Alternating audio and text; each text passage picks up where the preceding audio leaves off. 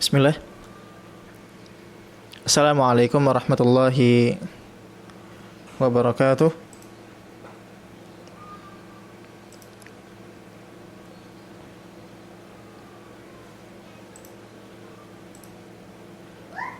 Alhamdulillahi wassalatu wassalamu ala rasulillahi wa ala alihi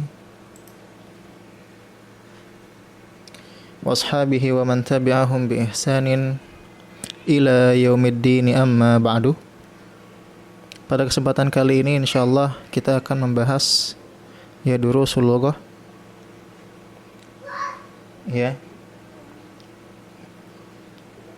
untuk menyempurnakan artikel di website kelas bahasa Arab online tentang durusul lughah. Dan ini adalah syarah atau penjelasan singkat dari durusul lughah, dan insyaallah kita masuk ke pelajaran 1. Di pelajaran 1 ad-darsul awwalu, pelajaran 1, kita membahas tentang isim isyarah, tentang isim isyarah. Apa itu isim isyarah? Isim isyarah adalah kata tunjuk, kata tunjuk. Dan isim isyarah dalam bahasa Arab atau kata tunjuk dalam bahasa Arab itu memiliki 3 pembagian. Pembagiannya berdasarkan, yang pertama, jauh atau dekatnya. Jauh atau dekatnya. Misalnya yang ditunjuk jauh, maka penggunaannya pakai apa? Misalnya yang ditunjuknya dekat, penggunaannya pakai apa? Sama seperti bahasa Indonesia. Kalau jauh pakainya itu, kalau dekat pakainya ini. Itu pembagian yang pertama, berdasarkan jarak. Pembagian yang kedua adalah berdasarkan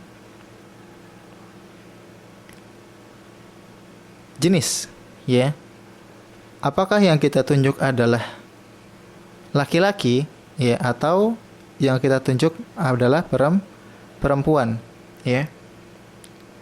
Tidak hanya untuk orang, tapi benda pun ada yang dimasukkan ke kategori laki-laki atau yang disebut dengan mudzakkar. Ada yang dimasukkan ke kategori muannats, atau perempuan dalam bahasa Arab. Kemudian pembagian yang ketiga adalah berdasarkan jumlah, Ketika yang kita tunjuk berjumlah 1, maka penggunaannya pakai apa? Ketika yang ditunjuk itu 2, 2 benda misalnya, maka penggunaannya pakai apa? Dan ketika yang ditunjuk penggunaannya ada apa? Jumlahnya ada 3, maka pakainya apa? Nah, ini berbeda-beda dalam bahasa Arab. Dan insyaallah pada kesempatan kali ini kita akan membahas tentang satu isim isyarah, yaitu hadza, hadza. Hadza artinya ini, Mungkin sebagian kita sudah ada yang pernah menghafal isim isyarah waktu SD, ada lagunya kalau tidak salah, dan barangkali ada yang masih ingat, Hadza artinya adalah ini, Penggunaannya apa? Yang pertama, jaraknya dekat. Penggunaannya jaraknya dekat, Jadi hadza ini tidak bisa menunjuk yang jauh. Misalnya contoh, hadza qamarun, ini bulan, nggak bisa. Bulan itu kan jauh.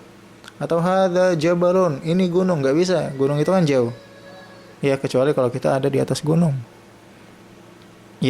Jadi hadza yang pertama untuk penggunaan yang dekat, Yang kedua, jenisnya mudzakkar, harus laki-laki. Harus laki-laki. Contoh, hadza Ahmadu, ini Ahmad. Atau hadza baitun, ini rumah. Mungkin sebagian teman-teman ada yang bertanya, Emang rumah laki-laki? Ya, dalam bahasa Arab ada laki-laki, ada perempuan. Ya, termasuk dalam kata benda seperti rumah. Kalau untuk perempuan biasanya di ujungnya itu hurufnya tak marbutoh. Ya, insya Allah nanti kita akan pelajari. Tapi kalau tidak ada huruf tak marbutohnya, maka kita simpulkan terlebih dahulu, bahwa dia adalah mudzakkar laki-laki. Seperti ini, baitun tidak ada tak marbutohnya di akhirnya. Masjidun tidak ada tak marbutohnya di akhirnya. Babun tidak ada tak marbutohnya di akhirnya. Maka kita simpulkan ketiga kata benda ini adalah laki, sehingga penggunaan isim isyarahnya, penggunaan kata tunjuknya adalah dengan menggunakan hadza. Ya, faham? Kemudian pembagian yang ketiga, hadza itu apa? Digunakan untuk menunjuk satu kata benda. Ya, satu kata benda. Tidak bisa dua atau tidak bisa tiga. Pokoknya satu. Ya. Jadi apa aja? Yang pertama jaraknya dekat. Yang kedua untuk mudzakkar, dan yang ketiga apa? Untuk menunjuk satu barang, ya, satu kata benda. Paham sampai sini ya? Baik, di pelajaran 1 selain kita mempelajari tentang hadza, ya kita skip. Ya karena ini merupakan ringkasan, ya, hanya ringkasan faidah atau pelajaran-pelajaran yang bisa kita petik dari Durusul Lughah. Kalau misalnya ada yang ingin mempelajarinya secara full, bisa gabung di kelas bahasa Arab online ya. Ya, di sini nanti ada daftar, silakan daftar. Ya. Nanti ada, atau langsung klik ini ya. Nanti ada cara atau informasi terkait kelas bahasa Arab online. Kemudian setelah kita mempelajari tentang hadza, kita akan mempelajari tentang isim istifham. Apa itu isim istifham? Isim istifham itu kata tanya. Ya, kata tanya. Dalam bahasa Arab, kata tanya itu ada banyak. Ya, salah satunya apa? Yang pertama, ma. Ma ini artinya apa?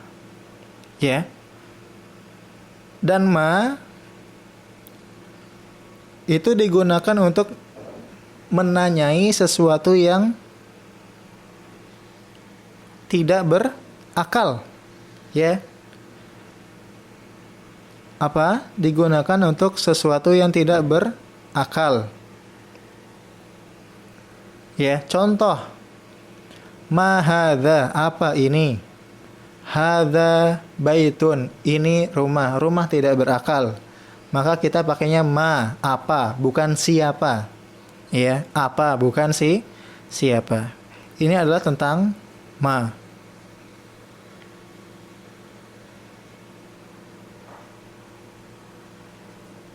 Kemudian